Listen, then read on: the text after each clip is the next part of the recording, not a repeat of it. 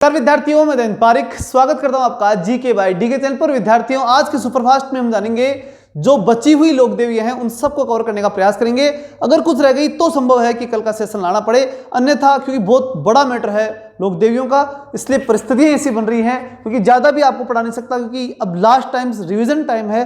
बहुत ज्यादा मैटर देने से आपको याद कुछ नहीं होता, इसलिए प्रयास यही रहता है। लेकिन कल्चर की मैंने गारंटी ली है, मैं निश्चित रूप से कल्चर आपका पूरा करवाऊंगा। और कल से यानी इन लोक देवियों के बाद जो मैटर होगा वो पूरा एक लेसन एक दिन में होगा। ये बात मैंने पहले भी कही थी।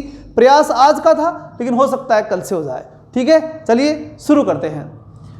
करणी माता, करणी माता की हम बात करें तो चारणों की कुल देवी, बीकानेर के राठौड़ों की इष्ट देवी, याद हाथों हाथ करना।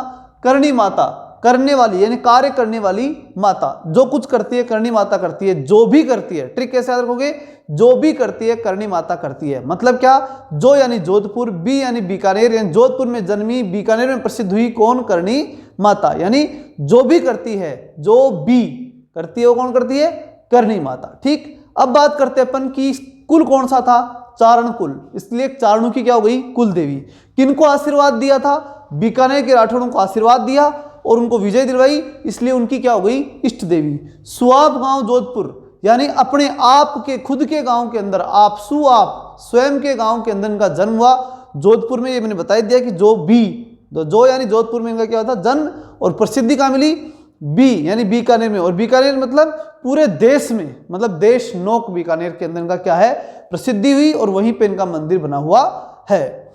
आगे चलते हैं। पिता मेहाजी, माता देवलबाई, पिता बचपन का नाम रिद्धिबाई। इसको याद रखना कि जब उनका जन्म किस दिन हुआ था, उनका जन्म हुआ था जिस दिन मे बरसा। मे है यानी बरसात, राजस्थान में बोलते हैं मे बरसा।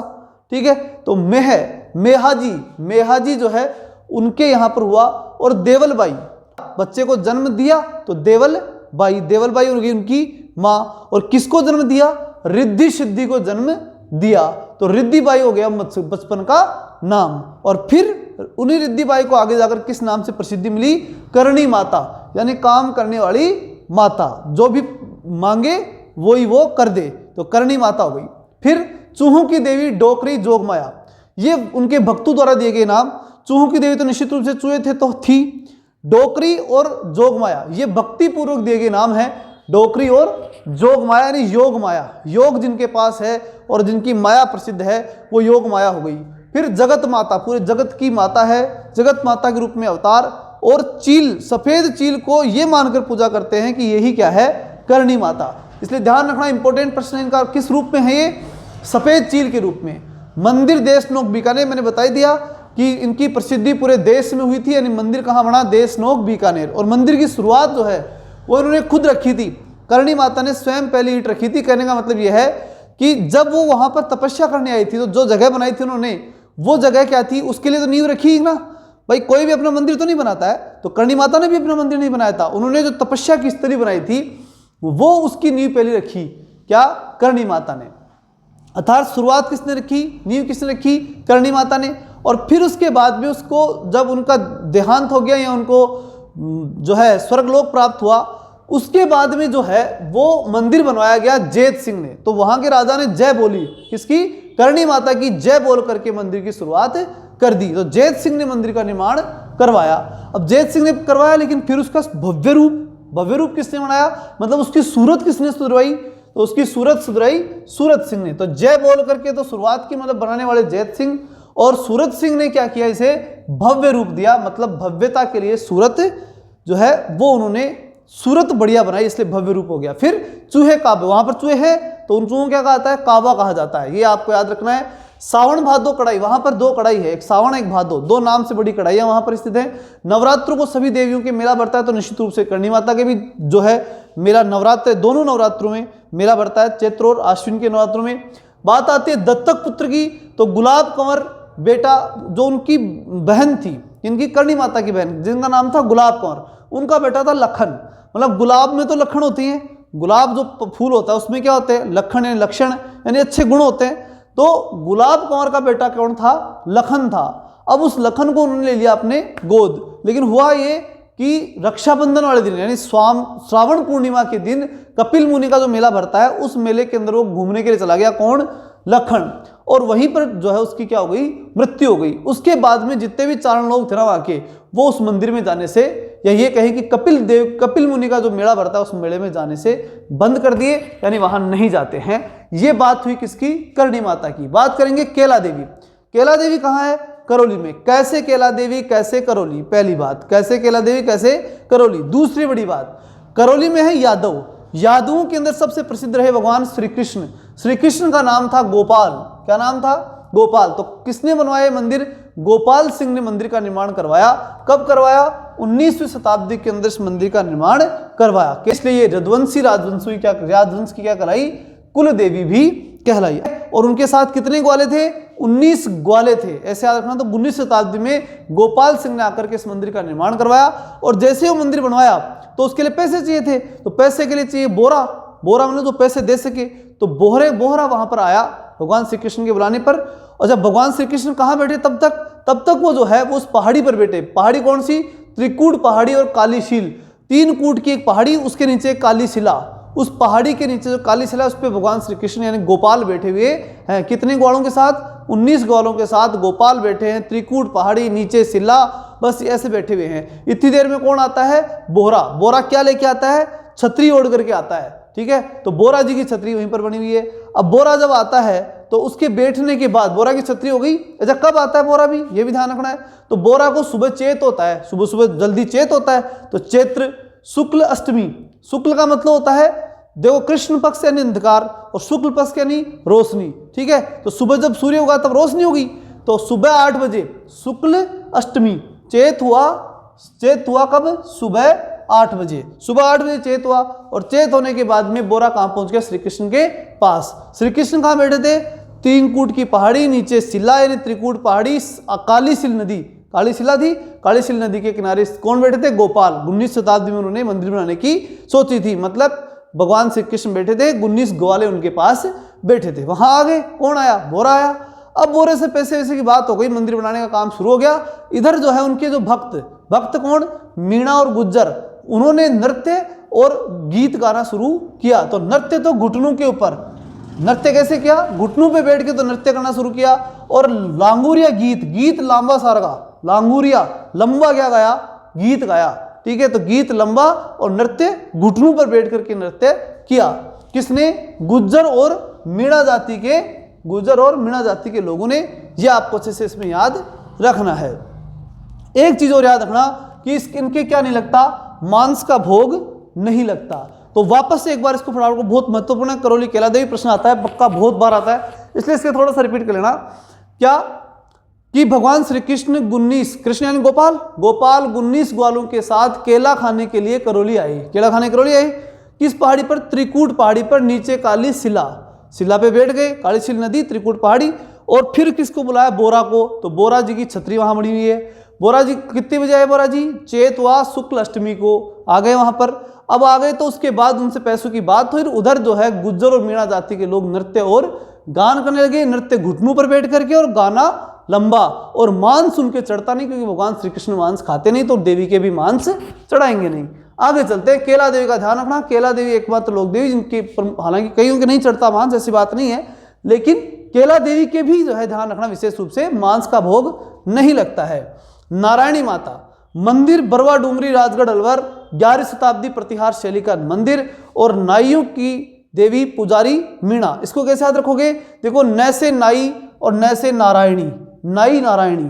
ठीक, तो नाइयों की कुल देवी कौन होगी, नारायणी माता, पहली बात। दूसरी बात यह कि नाइयों के पास बर आते हैं। बर, आजकल विवाह का चल रहा है मौसम, तो बर यानी वर। ठीक है, तो बरवा और राजगढ़, और उनका क्या, वर राज, यानी वर जो है आज की तारीख में, जो वर जो है आज की तारीख छोड़िए, कभी भी वर का जब शादी होगी तो वर तो क्या बनेगा, राजा ही बनेगा। तो बर जब राजा बनता है, यानी उसका जब विवाह होता है, तो विवाह के समय कहाँ जाता है, नाई के पास जाता है। और नाई किसकी पूजा कर रहा होता है, नारायणी की पूजा कर रहा होता है। फिर वो उसको बिठा देता है, और बिठाने के बाद में उधर पूजा और कौन करने लग जाता है, मीणा जाति के लोग भी वहां पूजा करने, वो तो चला गया कहाँ, बर के पास, और पीछे से पूजा कौन करने लग गए, मीणा जाति के लोग पूजा करने लग गए। मतलब नाइयों की तो कुल देवी और पुजारी कौन है यहाँ के, मीणा। फिर बात आई 11वीं शताब्दी में प्रतिहार शैली। ध्यान रखना, 11वीं शताब्दी में प्रतिहार शैली के अंदर जो एक मंदिर मैंने पहले पढ़ाया था ओसवाणों की कुलदेवी सचिया माता, उसका मंदिर भी 11वीं शताब्दी के अंदर प्रतिहार शैली के अंदर ही बना हुआ है। तो वो बात किसकी थी? ओसवाणों की। और ये किसकी हो गई? नाई की। ये ध्यान रखना, दोनों की ही 11वीं शताब्दी के अंदर मंदिर, जो नारायणी माता का मंदिर है वो भी 11वीं शताब्दी में प्रतिहार शैली में ही निर्मित हुआ था। कहाँ हुआ? राजगढ़ अलवर में। तो ध्यान रखना, बरवा डूंगरी राजगढ़ अलवर, यानी बर जो राजा बना और वो अभी अलवर का राजा है, यानी अलवर के अंदर वो राजकुमार है ना जो विवाह होने वाला है, वो कहाँ का है? अलवर का। आगे फिर चलते हैं जिलानी माता। जिलानी माता की हम बात करें तो बहरोड अलवर के अंदर, ठीक है ना, मतलब ऐसे याद रखना, अब ए यानी अलवर, ब यानी बहरोड, तो अब जिलानी यानी जिलाएगी माता। अब हमारे को कौन जिलाएगी? माता ही जिलाएगी। तो अलवर, बहरोड, जिलानी माता। फिर हिंदुओं को मुसलमान बनने से भी इन्होंने बचाया था, तो धर्म परिवर्तन होने वाला था उसको रोकने का काम इन्होंने महत्वपूर्ण किया था, इसलिए वहां बहरोड क्षेत्र के अंदर बहुत प्रसिद्ध रही कौन? जिलानी माता। हिंदुओं को उन्होंने जिलाया था, ऐसे याद रखना। फिर आती त्रिपुरा सुंदरी। त्रिपुरा सुंदरी ये बड़ी इंपॉर्टेंट है, याद रखना, वसुंधरा जी की इष्ट देवी है। त्रिपुरा सुंदरी, तलवाड़ा बांसड़ा। इसमें कैसे याद रखोगे? एक बांस है, बांस के तल में क्या लगी हुई है? तुरतई। तुरतई मतलब तोरियू, वो तुरई जानते हैं, तुरई लगी हुई है। किसके? बांस के तल में तुरई लगी हुई है, याद रखना। बांस का तल के नीचे क्या लगी हुई है? तुरई। तो बांसवाड़ा में, तलवाड़ा बांसवाड़ा जो है वहां पर क्या है? तुरतई माता है। तुरतई माता का दूसरा नाम क्या है? त्रिपुरा सुंदरी। अब उस तुरई से क्या करते हैं कि उससे आयुर्वेदिक औषधि बनाकर चेहरे पर लगाने से क्या आ जाती है? सुंदरता, सुंदरी क्या बन जाती है? सुंदरी बन जाती है, त्रिपुरा सुंदरी। और कौन? पहले तो पांचाल जाति की महिलाएं, ठीक है ना, पांचाल जाति से द्रौपदी थी, ठीक है ना। तो ये ध्यान रखना, द्रौपदी के लिए कहा गया है, ये पांचाल याद रखना, आप ज्यादा गहराई में क्यों जाएं। पांचाल जाति की क्या ये?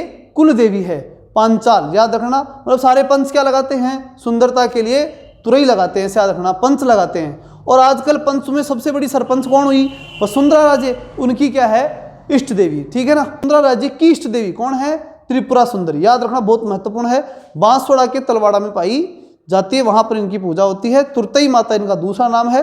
बात करेंगे ब्राह्मणी माता। इसके लिए आपको क्या याद रखना है कि जो है एक मटका बेचने वाले थे कुम्हार, तो कुम्हार कहाँ गए? एक ब्राह्मण के घर पे। तो बाहर जाकर के कहा कि भाई आपको जो है मटके लेने हैं तो हमारे संपर्क करें। तो फिर ब्राह्मणी आई बाहर। कौन आई? ब्राह्मणी। तो ब्राह्मणी जो है वो बाहर आती है, मतलब 12। ब्राह्मणी कहाँ आती है? बाहर। तो ब्राह्मणी माता का मंदिर कहाँ है? 12 में है। और किसके पास आई? कुम्हार के पास। तो कुलदेवी किसकी हो गई? कुम्हारों की। ध्यान रखना, ब्राह्मणी माता कुम्हारों की क्या है? कुम्हारों की कुल देवी है, बहुत महत्वपूर्ण बात है। कुम्हारों की कुल देवी कौन है? ब्राह्मणी माता। अब ब्राह्मणी को, क्योंकि देखो जब बेचने वाला होता है ना उसके लिए ग्राहक क्या होता है? देवता ही होता है, तो कुल देवी हो गई वो उनकी। तो ये ध्यान रखना, कुम्हारों की कुल देवी को ही कौन हुई? ब्राह्मणी माता। अब उसके बाद जब सामान लेके गई तो हाथ जोड़ा कि भाई ब्राह्मणी जो है तू ज्यादा सामान खरीदना। तो पीठ की पूजा, किसकी पूजा हुई? पीठ की तो पूजा हुई, पीठ ही दिखी उनकी। तो इसलिए ब्राह्मणी माता की क्या पूजा होती है? पीठ की पूजा होती है। और फिर उसके बाद में उन्होंने कितने मटके खरीदे ब्राह्मणी ने? 7। कितने? 7, यानी सप्तमी, माघ शुक्ल माठ, माघ यानी माठ, कितने माठ खरीदे? 7 माठ खरीदे, माघ शुक्ल सप्तमी, ऐसे इसको याद रखना। और चूंकि फिर बाकी बचे सामान वापस गधे पे लगा लिए, इसलिए गधों का क्या बढ़ता है? मेला। चूंकि कुम्हार पहले सामान कहाँ बेचा करते थे? गधों पे रख करके बेचा करते थे, इसलिए गधों का मेला कहाँ लगता है? ब्राह्मणी माता, ठीक है। अब बात आती है कि मंदिर है कहाँ? 12 में भी कहाँ है? तो सोरसेन 12, क्योंकि ब्राह्मणी जो है वो बाहर आई, तो कैसे आई? शोर करती हुई बाहर आई, इसलिए सोरसेन 12 में ये मंदिर स्थित है। सोरसेन अंता 12 में ब्राह्मणी माता का मंदिर है। समस्या यही है विद्यार्थियों। अब अगर मैं आगे आपको पढ़ाता हूं तो वो तो कुछ नहीं, स्लाइड तो बदल जाएगी, लेकिन समस्या ये आती है कि मुझे हमेशा मन में ऐसे लगता है कि आपको याद नहीं हो पाएगा, और समस्या यही होती है। देखो पढ़ाने को कितना पढ़ा दो, आपको याद नहीं तो क्या मतलब, इसलिए इसको रिपीट करना। कल का सेशन और लेंगे अपन आखिरी 2 तारीख का, उसके बाद में अपन पूरा टॉपिक कल्चर का 1 दिन का 1 लेंगे। और जल्द ही यानी कल जो है वो आपको कल या परसों में राजस्थान की हिस्ट्री का अधिकांश जो है मैराथन, यानी अधिकांश मिनट उसमें आ जाएगा। ऐसा मैराथन कल परसों में आपके पास पहुंच जाएगा, इसलिए हिस्ट्री तो वहां कवर करो। कल्चर को अपन 20 दिन है अभी, आराम से करेंगे, घबराओ मत, ठीक है, जल्दी मत करना, क्योंकि देखो आराम से याद होगा। डेली इतना ही ज़्यादा होता नहीं, बहुत बड़ा और थोड़ा रिपीटेशन होता है, इसको आसानी से करिए। और मैराथन में आपके लिए जल्दी ला रहा हूं, ठीक है ना। कल या परसों में हिस्ट्री का मैराथन आपके पास पहुंच जाएगा, ठीक है। मिलते हैं नेक्स्ट वीडियो में, तब तक के लिए जय हिंद, जय भारत।